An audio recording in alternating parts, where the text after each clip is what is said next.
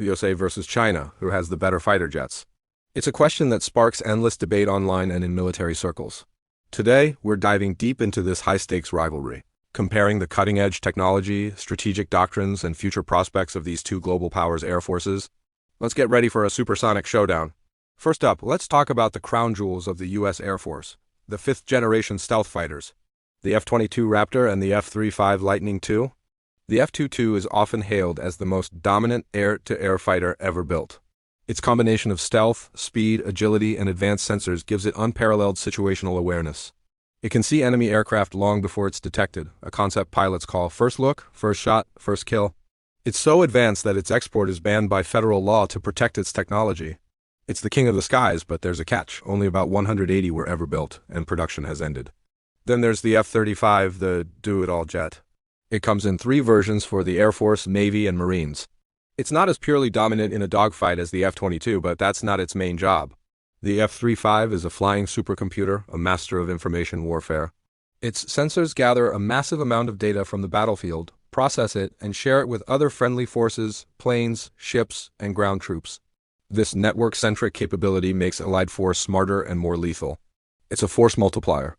The U.S. has hundreds of these, with thousands more planned for itself and its allies. Now, let's turn to China's People's Liberation Army Air Force, or PLAF. China's aviation industry has made breathtaking progress in the last 2 decades.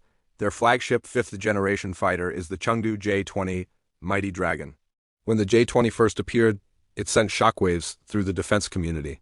Its design, with its long fuselage and canards, is optimized for stealth and supersonic speed, especially in a straight line. Experts believe the J-20 is designed as a long-range interceptor.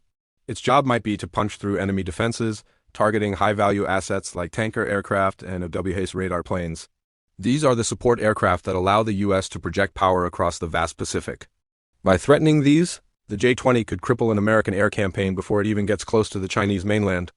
The J-20 is now in mass production, equipped with domestically produced WS-15 engines, which significantly boosts its performance and makes it a true peer competitor to the F-22 and F-35.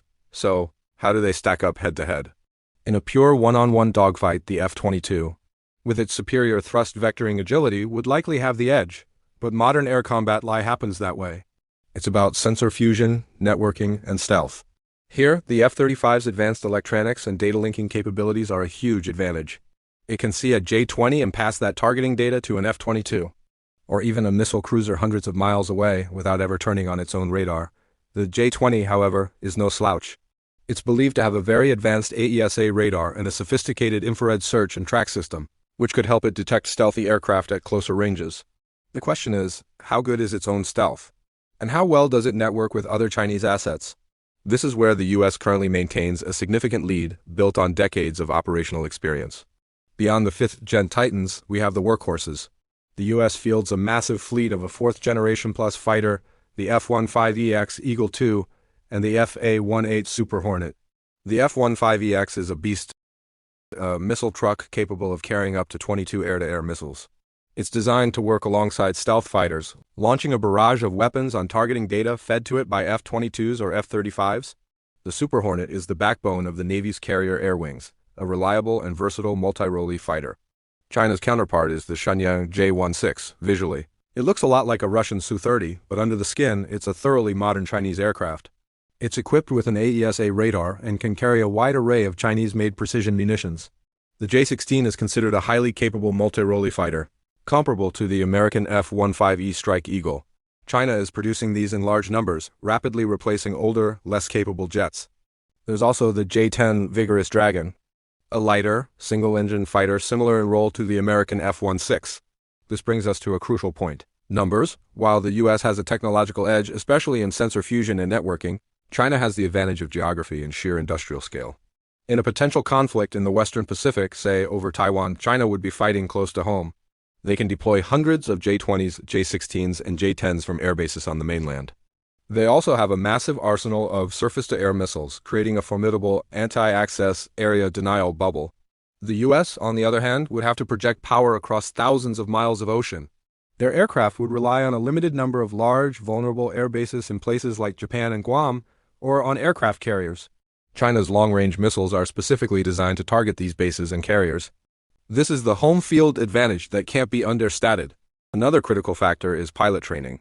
For decades, U.S. pilots have been considered the best in the world, benefiting from realistic training exercises like Red Flag and thousands of hours of combat experience in various conflicts. The U.S. training pipeline is mature and rigorous. However, the PLAAF is catching up fast. They are pouring resources into more realistic combat training, moving away from old, scripted Soviet-style exercises. Their pilots are flying more hours and they are training to fight in a complex, networked environment. While they lack the real-world combat experience of their American counterparts, the gap in training quality is definitely closing. So who wins? The answer is, it's complicated. It's not about which single plane is better. It's about the entire system. If we're talking about a one-on-one duel in a neutral sky, the F-22 Raptor is probably still the apex predator. Its combination of stealth and maneuverability is unmatched. But if we're talking about a large-scale conflict ace Açores, the coast of China, the picture gets a lot murkier.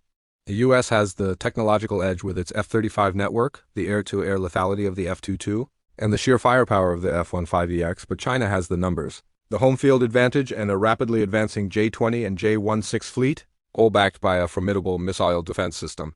The winner of a future air war wouldn't be decided by a dogfight, but by which side can better manage information, disrupt the enemy's network, and sustain its forces in a high-intensity conflict. It's a battle of systems, logistics, and strategy. The U.S. relies on its qualitative, technological superiority, while China is leveraging its quantitative, industrial, and geographical advantages. The race is far from over. Both sides are already working on sixth-generation fighters. The U.S. has its Next Generation Air Dominance Program, or NGAD, and China has its own secretive program.